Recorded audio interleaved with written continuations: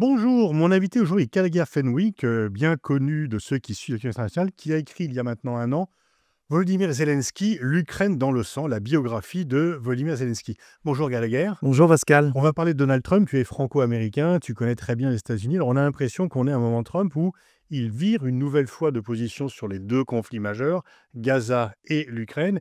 Et sur Gaza, il propose un plan de paix qui ne peut que déplaire à Netanyahou dans ses grands fondements. Effectivement, 21 points avec alors une libération complète, totale, immédiate de la totalité des otages morts et vivants, mais aussi l'acceptation, semble-t-il, et je dis semble-t-il parce que ces 21 points ont été fuités, mais ce qui ressort des officiels, c'est que rien de tout cela n'est finalisé et que nous n'avons pas, nous, observateurs, pour l'instant, accès au document final qui va être l'objet d'une négociation qui va être âpre entre le Premier ministre Benjamin Netanyahou et Donald Trump. Le mot-clé dans votre introduction, c'est l'impression, parce qu'avec Donald Trump, il faut toujours se méfier et faire la distinction entre les paroles et les actes. Cette impression, en l'occurrence, celle d'être au point de parvenir à un accord significatif, on l'a déjà eu. Et d'ailleurs, sur les deux grands conflits auxquels vous faites référence, à savoir la Palestine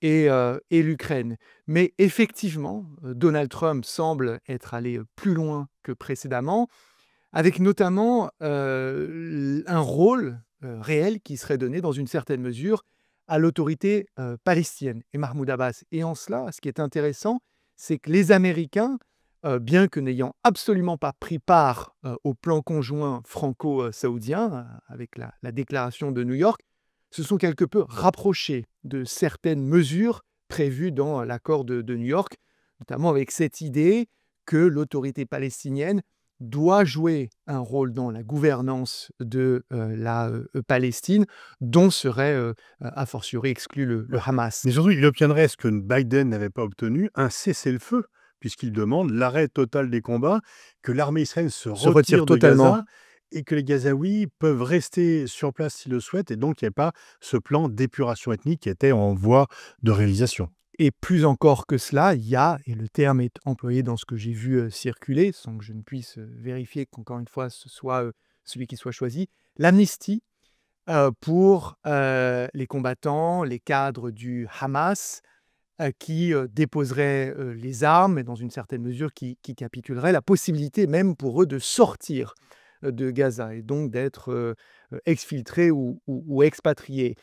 Il va de soi que ce serait évidemment politiquement très compliqué pour le Premier ministre israélien de vendre cela à sa population et à sa coalition comme une victoire arrachée à Donald Trump. C'est pour ça que quand je parlais de la négociation entre le Premier ministre israélien et le président américain, je la qualifie comme étant âpre et compliquée. Attention, Benjamin Netanyahu a, à de maintes reprises, et pas qu'avec Donald Trump, prouvé sa capacité à survivre aux épreuves, à rouler dans la farine ses interlocuteurs les plus puissants, à commencer par les présidents américains. Je pense à Biden, je pense à Obama, mais à Trump aussi précédemment. Mais alors aussi, ce que l'on voit, c'est qu'il y aurait, en fait, la perspective d'un État palestinien. Alors du côté, Netanyahou peut dire: «J'obtiens le débarquement du Hamas, la libération des otages», mais la création d'un État palestinien, il l'a toujours refusé, ses alliés encore plus. Donc il est coincé entre ses positions, une grande partie de sa population, mais en même temps, est-ce qu'il peut aller jusqu'à l'affrontement avec Donald Trump? Non. La technique de Netanyahou, elle est souvent la même. Il ne peut pas dire non à Donald Trump. C'est aussi simple que cela. Maintenant, le Ce qu'il avait talent, déjà fait d'ailleurs pour l'Iran en disant: «OK» pour des il effectivement, s'était pas opposé aux négociations sur l'Iran et en d'accord. fait, il avait bombardé. Donc, plutôt que de dire non à Donald Trump, il faut amener Donald Trump à lui dire oui. Ou alors à introduire des nuances, des complications. Précédemment, on avait eu l'histoire du corridor de Philadelphie, dont je rappelle que c'est les quelques 12-14 kilomètres qui séparent la Méditerranée d'Israël et qui longent le sud de la bande de Gaza à la jonction avec l'Égypte, en expliquant que voilà, ce point-là était extrêmement problématique dans ce qui pouvait être signé en matière d'accord permettant l'avènement d'un cessez-le-feu.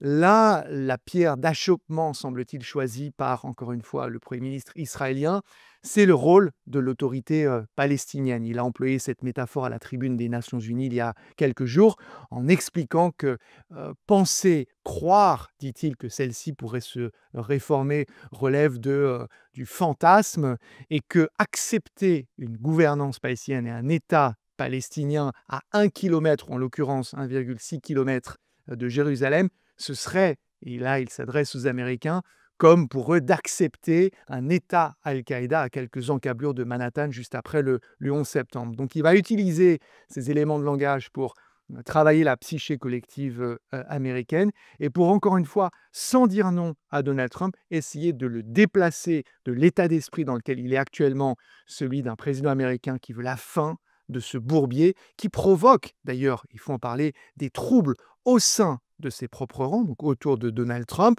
afin de le déplacer donc de cet état d'esprit-là à un état d'esprit où il retrouverait la marge de manœuvre afin de pouvoir poursuivre les opérations militaires. Pour résumer la position de Netanyahou à l'heure actuelle, je pense qu'il fait, métaphoriquement, diplomatiquement parlant, la guerre à l'idée de la fin de la guerre. C'est-à-dire que Netanyahou veut la permanence de la guerre.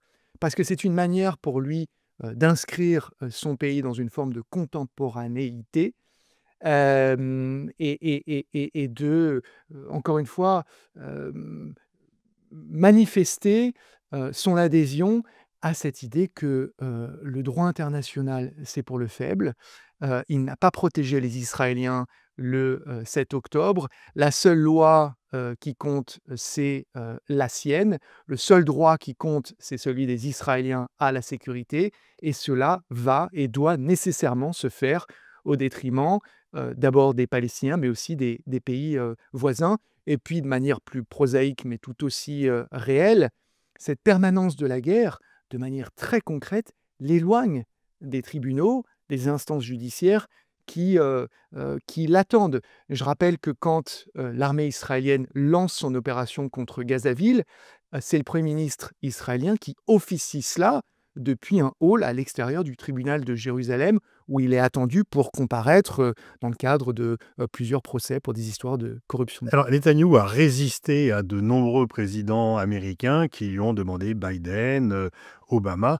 Est-ce que c'est pas justement cela qui pourrait stimuler Donald Trump de réussir là où les autres ont échoué? Est-ce que son narcissisme king size pourrait pas devenir finalement un débouché positif? Absolument, et il l'exprime en lettres capitales, notamment sur son réseau social Truth Social, où il parle de l'avènement d'un événement merveilleux au Proche-Orient qui va satisfaire tout le monde. Cet objet doré qu'est la possibilité d'une paix dans une zone où elle semble plus impossible que jamais, est effectivement un objet qui est très attirant pour lui parce qu'il le rapproche d'une de ses obsessions, à savoir le prix Nobel de la paix. Et d'ailleurs, au passage, le président français, lorsqu'il s'est entretenu avec son homologue américain, a eu cette phrase qui est sans doute allée au cœur du président américain. Emmanuel Macron a dit à Donald Trump: vous ne pourrez pas obtenir le prix Nobel de la paix sans parvenir à la paix à Gaza. Alors, quels sont les moyens pour Netanyahou de résister? Parce qu'il commence à être isolé et il ne peut pas prendre le risque de se heurter. Donc, il va jouer l'usure du temps en pensant que, au fur et à mesure, ça va se passer. Est-ce que Donald Trump pourrait être dupé, comme il l'a été dans le passé d'ailleurs?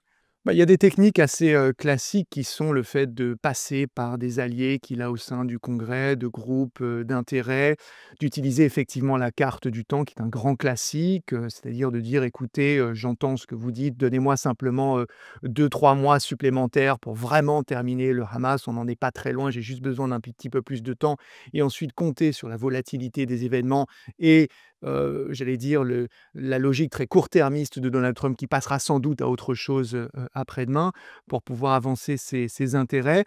Et puis il y a aussi toujours ce travail sur ces éléments de langage qui consiste à réduire la totalité de la Palestine et de ses habitants à une menace potentielle et une menace notamment civilisationnelle face à laquelle les Américains ont le devoir de se tenir aux côtés des Mais Israéliens. est-ce qu'il n'y a pas un changement dans l'opinion publique américaine par Oui. rapport à Israël, y compris surtout chez les démographes, mais également dans le camp républicain? et de manière absolument fascinante également au sein de la population juive américaine, et notamment la population la plus jeune. Ça se manifeste de manière très intéressante et concrète, notamment dans l'élection pour la mairie de New York avec un candidat Zohran Mamdani, qui, j'allais dire, méduse dans une certaine mesure à la fois les observateurs, mais aussi le camp démocrate. Le sortant, le maire Adams vient juste de renoncer à sa candidature, et Zohran Mamdani, qui a une position très très claire sur le conflit israélo-palestinien, s'envole dans les sondages, notamment parce que beaucoup de résidents juifs, jeunes de New York, vont voter pour lui. Parce que, si vous voulez, ils ne veulent plus être associés à ces images qui sortent quotidiennement de Gaza, aux paroles qui sortent quotidiennement des responsables israéliens, mais aussi d'une population qui est embarquée dans un processus qui est effectivement très néfaste pour l'avenir de l'État hébreu et pour la réputation de ceux qui souhaitent être associés également à cet État. Est-ce que Netanyahou n'est pas allé trop loin dans les provocations par rapport à Trump? Il frappe sur l'Iran alors que les États-Unis négocient. Il frappe sur Doha alors que c'est un partenaire que Marco Rubio vient de dire que c'est un partenaire important pour les États-Unis. Est-ce que finalement, on croyait qu'il avait remporté la décision, mais qu'il y a une sorte de match retour qui lui est négatif? Il est sur une ligne de crête qui est extrêmement compliquée, mais qu'il connaît par cœur, qui consiste à repousser les parois de l'enveloppe de la tolérance américaine pour de l'aventure militaire israélienne. Il a réussi à embarquer, au sens propre du terme, les Américains dans l'aventure iranienne.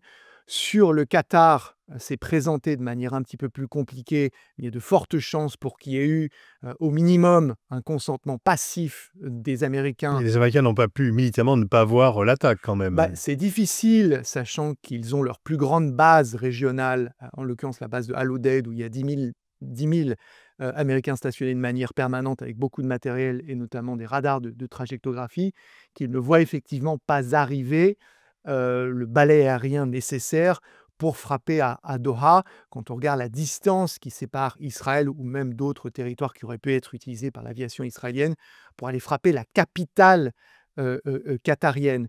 On pourrait se poser la même question sur les pays de la région qui ont peut-être vu des choses et qui se sont tus, voire les Qatariens eux-mêmes. Donc il y a un jeu trouble qui est extrêmement complexe.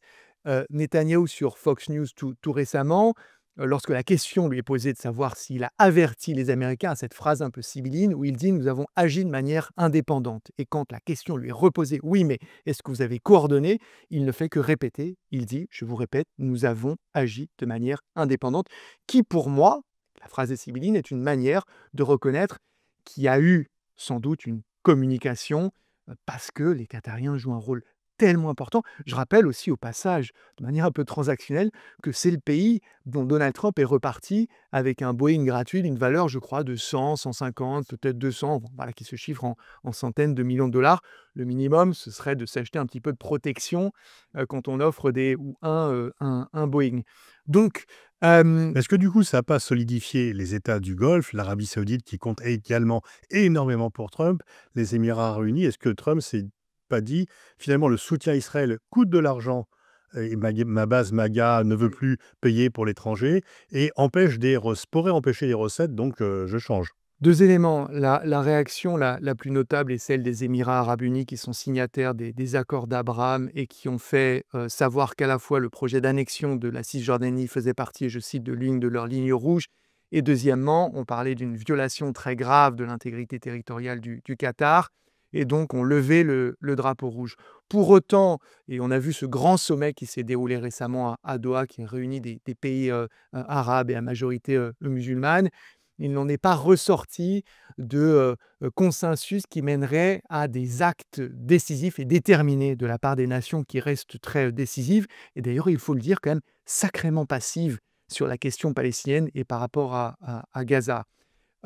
Ensuite, sur la marge de manœuvre qui reste à Netanyahou, elle est fine, mais encore une fois, c'est une ligne de crête qu'il a déjà empruntée par le passé et qu'il sait emprunter et qu'il compte probablement continuer d'emprunter par rapport à cette administration américaine qui, il faut bien le dire, pratique aussi quand même une diplomatie du coup et par à-coup.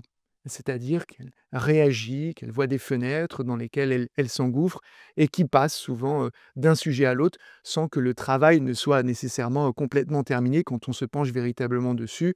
Référence évidemment aux 6-7 conflits, dont, le président Trump n'arrête pas de se vanter de les avoir résolus et d'être parvenu, à une Rien paix. n'est dit dans ce plan de paix sur la Cisjordanie. On sait que Trump, pour préserver les accords d'Abraham, a envoyé quand même un feu rouge à Netanyahou pour ne pas annexer, mais en même temps, il y a une sorte d'annexion rampante qui continue. En fait, ce que, Netanyahou voudrait, pouvoir remporter, c'est la possibilité de convertir en situation de jure une situation qui existe, de facto. Quand vous vous baladez en Cisjordanie et surtout aujourd'hui et depuis le 7 octobre, vous voyez la multiplication des colonies, également des avant-postes qui, comme les colonies sont évidemment, illégales ou illégaux les avant-postes au regard du droit international, mais le sont aussi au regard du droit, israélien. Et puis plus encore que cela, la multiplication des checkpoints, cette situation, d'apartheid entre 2 populations, une qui est gouvernée, par la loi civile israélienne et l'autre par la loi, militaire, s'étendre et rendre la vie là-bas, impossible. Donc, Donald Trump a eu cette formule et c'est cette volatilité, je pense, dont se méfie, dont a peur Netanyahou. Il a dit: «Ça suffit, it's enough». Autre formule sibylline qui pourrait, s'étendre et s'appliquer sans doute à Gaza, c'est peut-être, par ricochet, une mauvaise nouvelle pour les Iraniens. Parce que, Netanyahou, quand il s'exprime, assène que le job, c'est le terme qu'il utilise, n'est pas terminé à Gaza, mais il ajoute que le job n'est pas terminé sur l'Iran. Et peut-être que dans cette rencontre avec le président américain, pure supputation de ma part et qui n'engage évidemment que moi, il y a une sorte de troc, c'est-à-dire, on s'arrête sur la Palestine, mais on se réserve le droit de poursuivre, sur l'Iran, qui serait encore une fois une manière d'assurer cette permanence, de la guerre, parfois de petite, parfois de moyenne et parfois de haute intensité, avec, cette comparaison que j'utilise parfois d'une flamme dont on va, juguler et gérer, la hauteur ou l'intensité au fil des besoins et des événements. Alors, autre grand revirement de Trump, lui qui voulait abandonner l'Ukraine, maintenant estime que l'Ukraine peut reconquérir les territoires qu'elle a perdus depuis le début de la guerre, ce que d'ailleurs aucun spécialiste militaire ne pense que c'est possible. Comment expliquer que tout d'un coup, même s'il n'y a pas encore de traduction concrète, mais qu'il semble tout d'un coup se rapprocher de l'Ukraine alors qu'il était tout proche de la Russie, dont il avait accueilli le président en grande pompe en Alaska? Je pense qu'il y a, pas forcément un revirement. C'est-à-dire que le ton et la méthode sont les mêmes chez Donald Trump. La cible, elle est différente. C'est-à-dire qu'après l'humiliation du président ukrainien Zelensky le 28 février dans le bureau ovale, cette fois, c'est Vladimir Poutine qui en prend pour son grade et qui devient un tigre de papier. Après que Donald Trump ait célébré, la grandeur géographique et la puissance de son pays. Ça naît à mon avis de plusieurs choses. D'abord une humeur, Donald Trump est sujet aux humeurs. Ça peut paraître, prosaïque et bête, mais il en fait montre assez, régulièrement. Cette humeur, il faut la qualifier. Il y a une grande frustration, voire une humiliation par rapport à Vladimir Poutine, qu'il a reçu sur un tapis rouge à Anchorage en Alaska et dont il n'a strictement rien obtenu. Ce qui est très impuissantant pour, Donald Trump. Mais comme je l'ai dit tout à l'heure, ça vaut pour Gaza, ça vaut pour, l'Ukraine. Il y a les mots, il y a les actes. En l'occurrence, là, un Rubicon qui pourrait être franchi, et il faut faire attention à la manière dont il va se traduire dans les faits, c'est non pas le don, mais la vente de missiles Tomahawk, donc des missiles américains à la précision métrique avec une portée de plusieurs milliers de kilomètres, très puissants, qui ont d'ailleurs été utilisés dans l'attaque israélo-américaine contre l'Iran, trentaine de missiles Tomahawk qui ont été tirés contre l'une des installations nucléaires et qui pourrait être symboliquement, politiquement, un geste très très fort. Le vice-président américain J.D. Vance a, sur Fox News lui aussi, confirmé le fait que les Américains envisagent de les vendre aux Européens pour que ceux-ci Oui, c'est-à-dire que les donnent aux le grand Ukrainiens. changement, c'est que ça coûte plus rien aux États-Unis. Donc à Oui, partir où ça ne coûte plus rien, voire même ça rapporte, puisque oui, les Européens achèteraient encore plus d'armes aux États-Unis pour les confier à l'Ukraine. Finalement, oui. la grande réticence de Trump, c'est que ça coûtait de l'argent. Alors je pense qu'il y a ça. Il y a, autre chose, c'est qu'en donnant des missiles Tomahawk, parce qu'il faut bien se pencher sur le message qu'il adresse à Vladimir Poutine quand il traite son pays de tigre de papier, il dit: «Une grande puissance aurait, entre guillemets, plié l'Ukraine en une semaine» et donc vendre des Tomahawk, c'est aussi une manière de rappeler la puissance de l'industrie du complexe militaro-industriel américain par rapport à ses éventuels rivaux dont l'Ukraine commence à faire partie.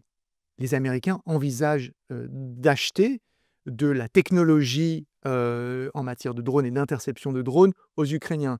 Les Ukrainiens développent leurs propres missiles, notamment le modèle Flamingo, auquel les Européens, les Américains et d'autres s'intéressent, parce que les Ukrainiens ont montré à la fois une capacité d'innovation, mais aussi de prouesse technologique, qui leur permettent de mener de manière autonome des frappes dans la grande profondeur russe. Parce qu'il faut se le dire, dans la grammaire du missile, quand vous vendez ou vous donnez un Tomahawk, les Américains vont les vendre selon Donald Trump, a priori, ça n'est pas fait pour cibler les Russes dans le Donbass, ni même en Crimée. Quand on parle d'une portée qui est maximale, je crois, c'est 2000-2500 km, vous allez potentiellement très trop loin en Russie, ce qui amène la question, est-ce qu'avec cette vente, ils donneraient ou donneront aux Ukrainiens la possibilité de les utiliser contre le territoire russe.